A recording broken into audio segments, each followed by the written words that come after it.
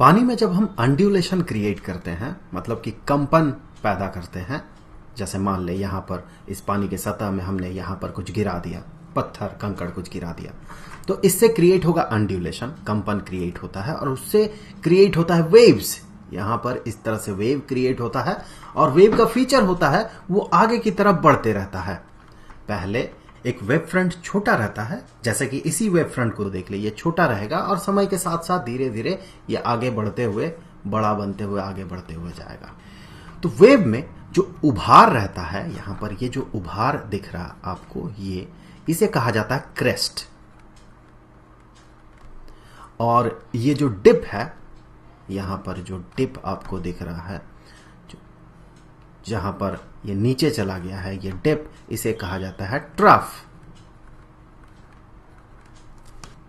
Wave जो है crest और ट्रफ बना के एनर्जी एक जगह से दूसरे जगह पे ट्रांसफर करता है। एनर्जी कैसे ट्रांसफर करता है?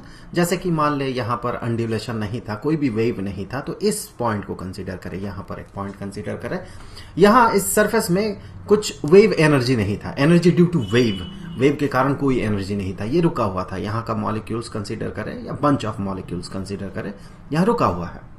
अब ऐसा मत सोचे कि मॉलिक्यूलर जो वाइब्रेशन है या फिर मॉलिक्यूलर मोशन होता है लिक्विड में, वो मॉलिक्यूलर मोशन के कारण वहां एनर्जी होगा। मैं उस एनर्जी की बात नहीं कर रहा हूं, मैं वेव के कारण यहां पर जो एनर्जी होगा उसका बात कर रहा हूं। तो यहां पर अब अगर मैं पत्थर यहां पर गिरा देता हूं तो इससे वेव क्रिएट होगा और वेव जब यहां तक पहुंचेगा तो यहां पर ये ऊपर नीचे वाइब्रेट करने लगेगा।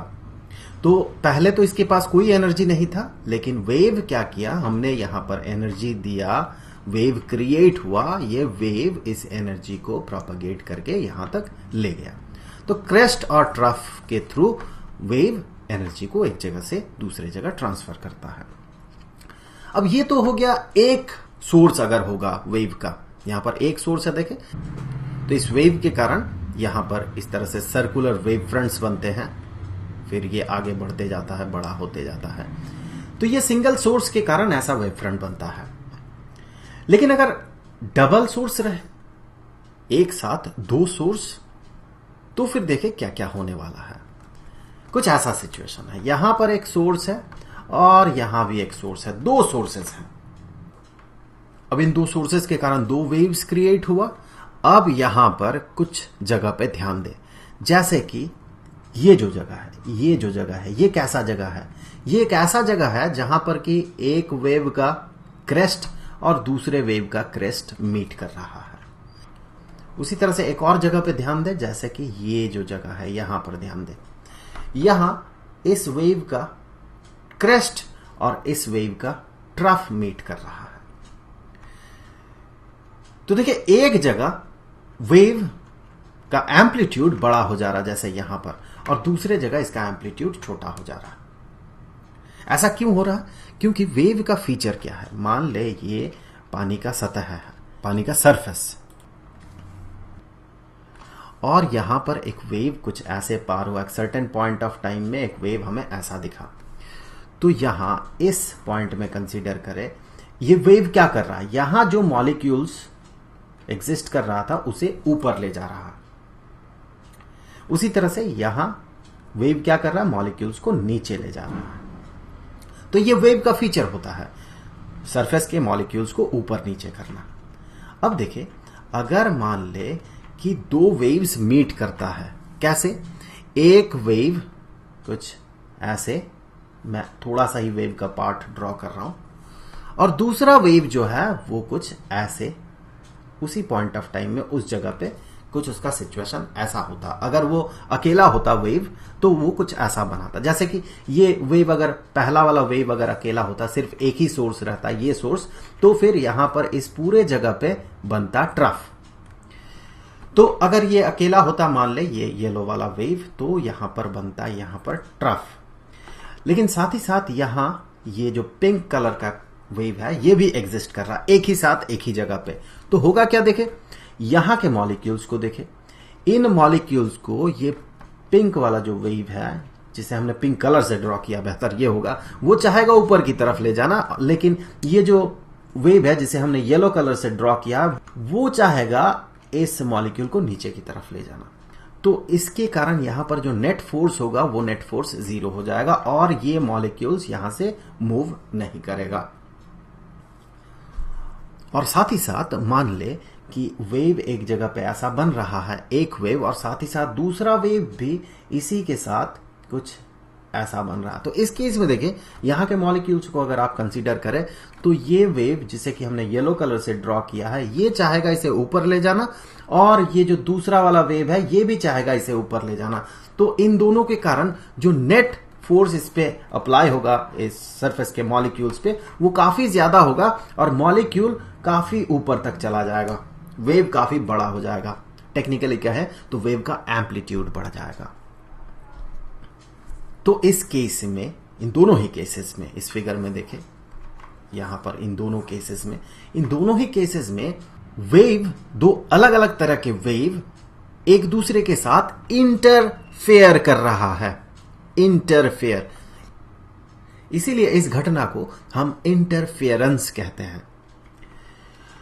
तो यहां पर इसे हम कहते हैं डिस्ट्रक्टिव इंटरफेरेंस और इसे हम कहते हैं कंस्ट्रक्टिव इंटरफेरेंस। डिस्ट्रक्टिव क्यों? क्योंकि एक दूसरे के असर को यह डिस्ट्रॉय कर रहा है, यह डिस्ट्रक्टिव काम कर रहा है एक दूसरे के साथ। और यह कंस्ट्रक्टिव क्यों? क्योंकि दोनों एक दूसरे के काम को कंस्ट्रक्ट कर रहा है या रीइंफोर्स कर रहा है, तो इसीलिए इसे कंस्ट्रक्टिव इंटरफेरेंस कहा जाता है। यहां पर इस फिगर में अगर आप देखें तो आप पाएंगे यहां पर कंस्ट्रक्टिव इंटरफेरेंस हो रहा है, उसी तरह से यहां पर हो रहा है डिस्ट्रक्टिव इंटरफेरेंस।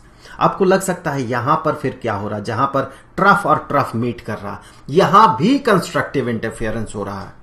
हां, यहां पर जो मॉलिक्यूल्स है ऊपर नहीं आया है, नीचे गया है। कुछ देर बाद ये ऊपर भी आ जाएगा।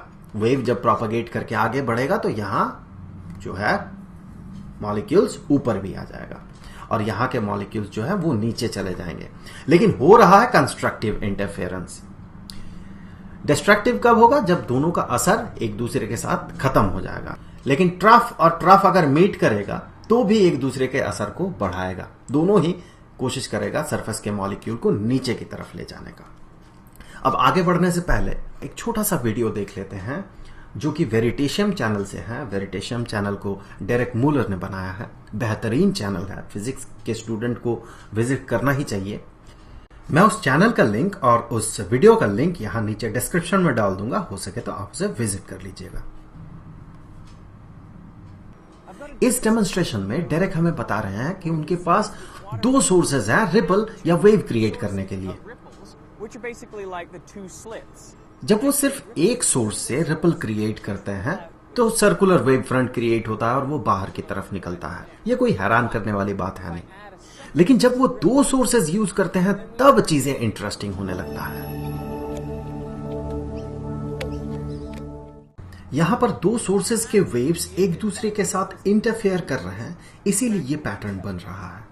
जहां पर क्रेस्ट और क्रेस्ट या फिर ट्रफ और ट्रफ मीट कर रहा है वहां पर वेव का एम्पलीट्यूड बढ़ जा रहा है और वहां पर हो रहा कंस्ट्रक्टिव इंटरफेरेंस।